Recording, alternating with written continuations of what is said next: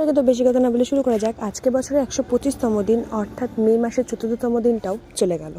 তো ঘুম সেরে উঠি তোমাদের বললাম গুড মর্নিং, স্নান করে চলে গেলাম উপরে, ঠাকুরের পোশাক পরে এলাম, ফুলের তালটা ভালো মতো সাজিয়ে নিলাম, তারপরে আর কি ঠাকুরদের পুজো কমপ্লিট করে নিলাম।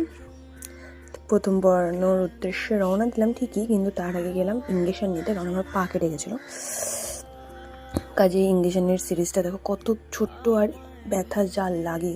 যাই হোক সিরিজের মধ্যে ওষুধটা ঢুকানো হচ্ছিলো, তারপরে আর কি দেওয়া হচ্ছিলো ইঞ্জেকশন। প্রথম তো ব্যথা লাগেনি, একদম পিঁপড়ের মতো লেগেছিল, কিন্তু পরে খুব ব্যথা লেগেছিলো, মানে এখনও ব্যথা করছে। যাই হোক, তো 20 টাকা দিয়ে ওখান থেকে আমি বেরিয়ে গেলাম।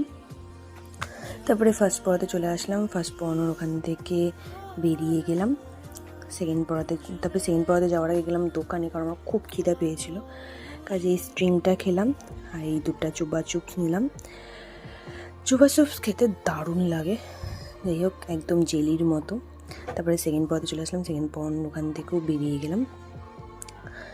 তারপরে গেলাম স্টুডেন্টদের বাবার চায়ের দোকানে, ওখানে চাটা দারুণ, মালাই চা। তার আগে বিস্কুট খেলাম, মালাই চায়ের মধ্যে মালাই একদম উপরে আছে। যাই হোক খাওয়া দাওয়া কমপ্লিট করে থার্ড পড়াতে চলে আসলাম। থার্ড পড়ানোর ওখান থেকেও পড়িয়ে বেরোয় গেলাম। তারপরে চলে আসলাম বাড়িতে আর কি।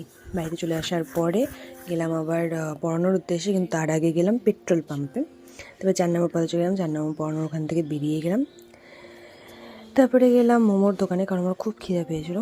কাজে 1 প্লেট মোমো খেলাম, তারপরে আবার হাফ প্লেট মোমো খেলাম, তারপরে স্যুপ খেলাম।